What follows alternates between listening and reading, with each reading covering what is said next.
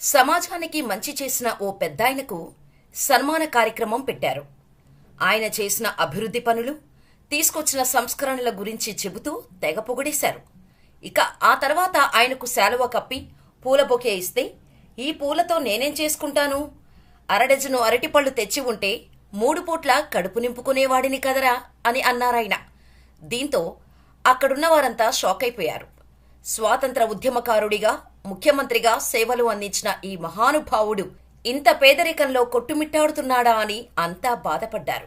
ఆ పెద్దాయనెవరో కాదు, ఆంధ్రకేసరి టంగుటూరి ప్రకాశం పంతులు. కాస్ట్లీ లీడర్గా ఉన్న ఆయన ఒక్క పూట కడుపు నింపుకోవటం కోసం ఎందుకు బాధలు పడ్డారు? కాంగ్రెస్ అధిష్టానం పంతులుగారిపై కక్ష కట్టిందా? పంతులుగారిని మోసం చేసింది ఎవరు? ఒంగోలుకు సమీపంలోని వినోదరాయునిపాలెంలో ఓ పేదింటిలో పుట్టారు టంగుటూరి. తండ్రి గోపాలకృష్ణయ్య, తల్లి సుబ్బమ్మ. టంగుటూరికి 11 వయసు వచ్చేసరికి తండ్రి మరణించాడు. కుటుంబ భారమంతా తల్లి సుబ్బమ్మపైనే పడింది. పిల్లలను తీసుకుని ఒంగోలుకు తీసుకొని వచ్చేసి చిన్న భోజనశాలను నడిపి పిల్లల బాధ్యత చూసుకుంది సుబ్బమ్మ. టంగుటూరి గారి బాల్యమంతా ఒంగోలు, అద్దంకి, నాయుడుపేట ప్రాంతాల్లోనే గడిచింది. 4వ క్లాస్ చదివేటప్పుడు 3 రూపాయల పరీక్ష ఫీజు లేక తల్లి పరిస్థితిని అర్థం చేసుకొని బావగారి సాయం అడగటానికి వెళ్లారు ప్రకాశం పంతులు. తన ఊరుకు 25 మైళ్ల దూరంలో ఉన్న వాళ్ల బావగారింటికి కాలినడకన వెళ్లారు. తీరా చేసి బావగారింటికి వెళితే, నా దగ్గర మాత్రమే ఎక్కడున్నాయిరా అన్నాడాయన. చేసేదేముంది అనుకుంటూ కాళ్ళు ఇడ్చుకుంటూ 25 మైళ్లు తిరిగి నడుచుకుంటూ ఇంటికొచ్చేశారు. తెలిసిన వారి దగ్గర తెరిచి చెయ్యి చాచి సాయం అడగటం ఇష్టం లేని సుబ్బమ్మ కొడుకు పరిస్థితి చూసి విలవిలలాడిపోయింది. దీంతో సుబ్బమ్మ తన పెళ్లినాటి పట్టుచీరను అమ్మి ఆ 3 రూపాయల ఫీజు కట్టి పంతులుగారు పరీక్ష రాసేలా చేశారు. ఓ పక్క పేదరికం పీడిస్తున్నా చదువుపై ఉన్న మమకారంతో చదువుని కంటిన్యూ చేశారు. తన గురువు అయిన హనుమంతరావు నాయుడుతో కలిసి రాజమహేంద్రవరం వెళ్లారు. ప్రకాశం గారికి న్యాయవాది కావాలనే బలమైన కోరిక ఉన్నప్పటికీ మెట్రిక్యులేషన్ పరీక్షలోనే పాస్ కాలేదు. దానికి కారణం ఆయనకు స్నేహితులు ఎక్కువ. అంతకుమించి ఆయనకు నాటకాలంటే చెప్పలేనంత పిచ్చి. ఒక పక్క నాటకాలలో వేషాలు వేస్తూనే పట్టుదలతో చదివి మద్రాసుకు వెళ్లి అక్కడ లా కాలేజీలో చదివి రాజమహేంద్రవరంలో న్యాయవాది వృత్తిని ప్రారంభించారు. అనంతరం తనకిష్టమైన ప్లీడరీ పరీక్షలో పాస్ అయ్యారు టంగుటూరి. అక్కడితో సంతృప్తి పడకుండా ఇంగ్లాండుకు వెళ్లి బారిస్టరై తిరిగి వచ్చారు. అనంతరం మద్రాస్, మైలాపూర్ అరవ మేధావులతో పోటీపడి ఆ రోజుల్లోనే అంటే 1917-18 నాటికి రోజుకు 1000 రూపాయల ఫీజు తీసుకునే స్థాయికి చేరుకున్నారు. అలా వచ్చిన సంపాదనతో కోస్తా జిల్లాలన్నింటిలో భూములు, బంగ్లాలు కొనే రేంజ్కు ఎదిగారు పంతులుగారు. ఇంగ్లాండుకు వెళ్లకముందే రాజమహేంద్రవరంలో చాలా తక్కువ కాలంలోనే పేరు ప్రఖ్యాతలతో పాటు డబ్బు కూడా బాగా సంపాదించారు. దీంతో రాజమహేంద్రవరానికి మున్సిపల్ చైర్మన్గా ఎన్నికయ్యారు కూడా. అప్పటికి ఆయన వయస్సు కేవలం 30 సంవత్సరాలే. ఆయన రాజకీయ జీవితం ఇక్కడే మొదలైంది. ఆ తరువాతే ఇంగ్లాండుకు వెళ్లారు. ఆయన దేశానికి తిరిగి వచ్చిన టైంకి స్వాతంత్ర్యం కోసం ఆందోళనలు మరింత ఎక్కువయ్యాయి. దాదాబాయి నౌరోజీ ఆధ్వర్యంలో రాజకీయాల్లోకి వచ్చేశారు. స్వాతంత్ర పోరాట ఉద్యమంలో చురుకుగా పాల్గొంటూ తక్కువ కాలంలోనే జాతీయ నాయకుల దృష్టిని ఆకర్షించారు. గాంధీజీ పిలుపుతో తన ప్లేడర్ వృత్తిని పూర్తిగా వదిలి జాతీయోద్యమంలోకి ఉరికాడు. తన సర్వస్వాన్ని ప్రజాసేవకే అంకితం చేశాడు. లాయర్గా ఎంతో మందిని జైళ్ల నుంచి బయటకు తెచ్చిన ఆయన ప్రజల కోసం తాను స్వచ్ఛందంగా జైలు శిక్షను అనుభవించాడు. గాంధీజీ ఆశయాల ప్రచారం కోసం స్వరాజ్య పత్రికను స్థాపించి గాంధీజీకి నిజమైన అనుచరునిగా ఆయన మెప్పును పొందాడు. ప్రకాశం పంతులు గారికి అసలు ఆంధ్రకేసరి అనే బిరుదు ఎలా వచ్చింది అనే డౌట్ ఉంటోంది. ఈ బిరుదు వెనుక పెద్ద స్టోరీనే ఉంది.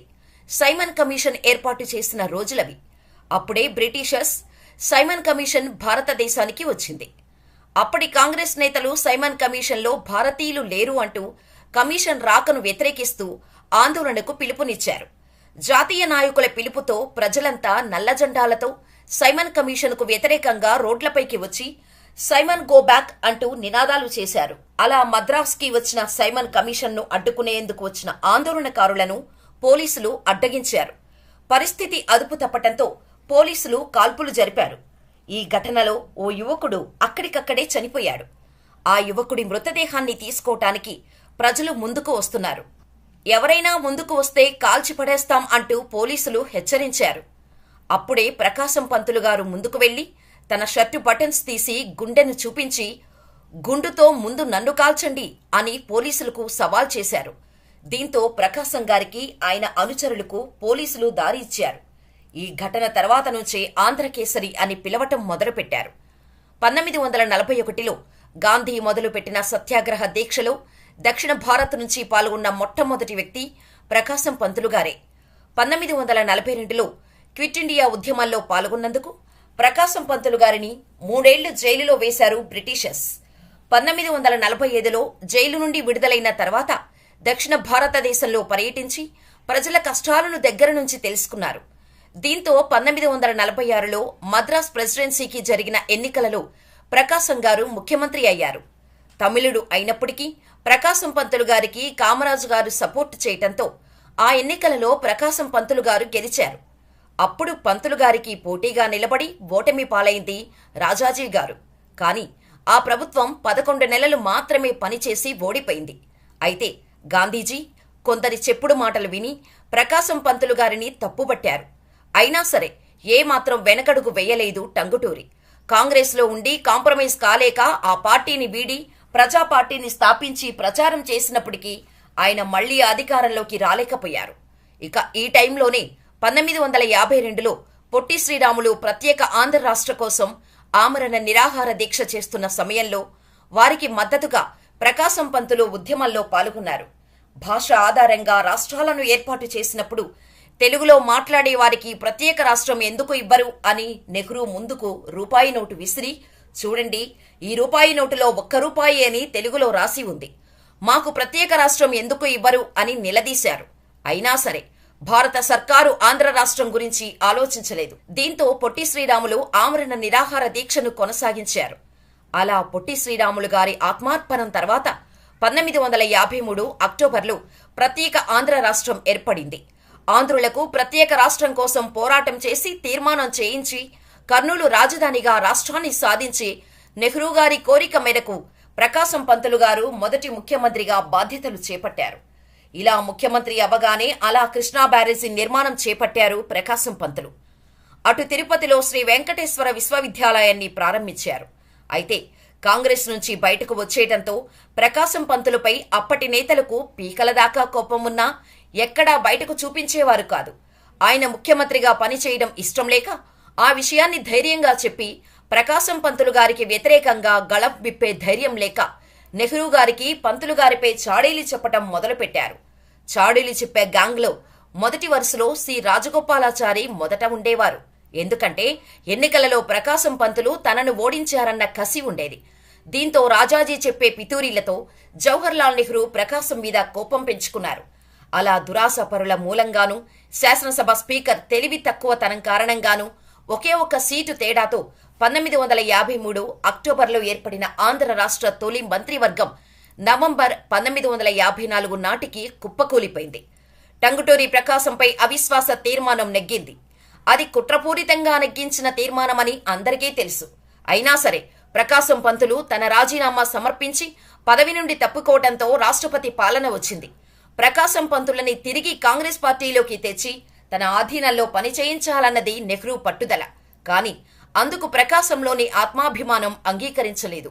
ప్రకాశం గారికి వ్యతిరేకంగా ఓటు వేసిన వారు తమ తప్పు తెలుసుకొని మళ్లీ ఓటింగుకు వెళ్దామని బతిమాలారు. కానీ వినకుండా శాసనసభ నుండి తిన్నగా గవర్నర్ వద్దకు వెళ్లిన తన రాజీనామాను సమర్పించిన నిఖార్సైన వ్యక్తి ప్రకాశం పంతులు.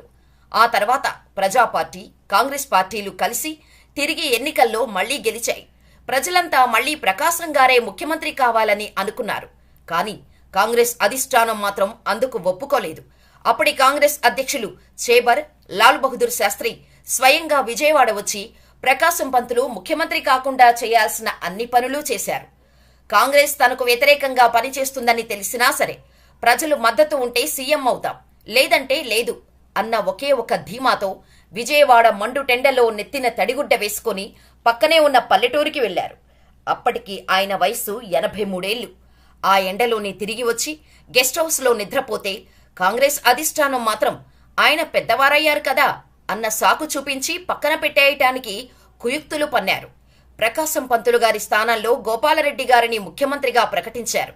అలా ప్రకాశం గారి చివరి రోజుల్లో ఆయన ద్వారా ఎదిగిన వారే రాజకీయ ద్రోహం చేశారు. ఆయనతో ఉంటూ రాజకీయ ఓనమాలు నేర్చుకున్న వారే వెన్నుపూటు పొడిచారు.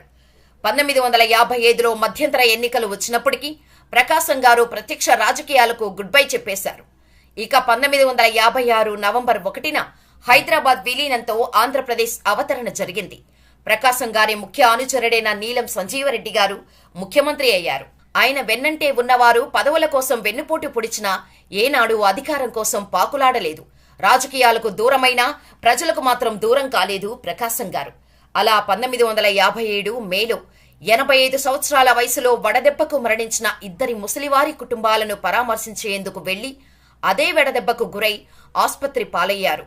వయసు పైబడటం, అప్పటికే అనారోగ్యంతో బాధపడుతున్న ప్రకాశం పంతులని వడదెబ్బ మరింత కుంగదీసింది. దీంతో హైదరాబాద్లోని ఉస్మానియా ఆస్పత్రిలో 18 రోజులు చికిత్స చేసినా పరిస్థితిలో మార్పు రాలేదు. ఆక్సిజన్ మాస్క్ పెట్టాలని డాక్టర్స్ చెప్పినా ప్రకృతి చికిత్సను నమ్మినవాడు కాబట్టి కృత్రిమంగా ప్రాణవాయువు పీల్చటమా కాదు పొమ్మన్నారు. ఆయన మాటను కాదని ఆక్సిజన్ పెట్టే సాహసం చెయ్యలేదు డాక్టర్లు. అలా 20 రోజులు గడిచాయి. పరిస్థితి రోజురోజుకి క్షీణించి మే 20, 1957న తుది శ్వాస విడిచారు పంతులుగారు. టంగుటూరి ప్రకాశం పంతులు పేదరికం అనుభవించటానికి అప్పటి కుళ్ళు రాజకీయాలు ఒక కారణమైతే ఆయనకున్న మితిమీరిన జాలి, దయాగుణం మరో కారణమయ్యాయి. ఎవరైనా సాయం అడిగితే తన దగ్గర ఎంతుంటే అంతా ఇచ్చేవారు. బీరువాలో ఎంతుంటే అది 2 చేతులతో తీసిచ్చేవారు. తన కోసం, తన కుటుంబం కోసం ఏదీ దాచుకోలేదు. అలా సంపాదించిందంతా పోయింది. పంతులుగారి మంచితనం ఎలా ఉంటుందంటే ఆయన న్యాయవాదిగా పనిచేసేటప్పుడు ధనవంతుల దగ్గర ఎంత డబ్బు తీసుకున్నా లేని వాళ్ల దగ్గర ఒక్క పైసా కూడా తీసుకునేవారు కాదు. ఒకసారి ఆయన కోర్టులో వాదిస్తున్నప్పుడు తన ఇంట్లో ఎవరో చనిపోయిన వార్త అందింది. అయినా సరే ఆయన వెళ్లకపోవటంతో జడ్జ్ ఇంకా ఇక్కడే ఎందుకున్నావని అడిగారు. దానికైనా చనిపోయిన వాళ్లను ఎలాగో తిరిగి తీసుకురాలేను, ఈ కేసు ఓడిపోతే వీరి జీవితం అన్యాయమైపోతుందన్నారు. ఇటువంటి నిస్వార్థ వ్యక్తి దాన ధర్మాలు చేసి చివరి రోజుల్లో తినడానికి తిండి లేని దయనీయ స్థితిలో గడిపారు. కటిక దరిద్రంలో ప్రాణాలు విడిచారు. తన గురించి, తన కుటుంబం గురించి ఆలోచించకుండా స్వాతంత్ర ఉద్యమంలోకి దూకిన ప్రకాశం పంతులు చివరికి తనకంటూ ఏమీ మిగిల్చుకోలేదు. అందుకే ఆయన చివరి రోజుల్లో రైల్వే స్టేషన్ ప్లాట్ఫామ్ల వద్ద ఉన్న సిమెంటు బెంచీలపై కూడా రోజులు గడిపారు.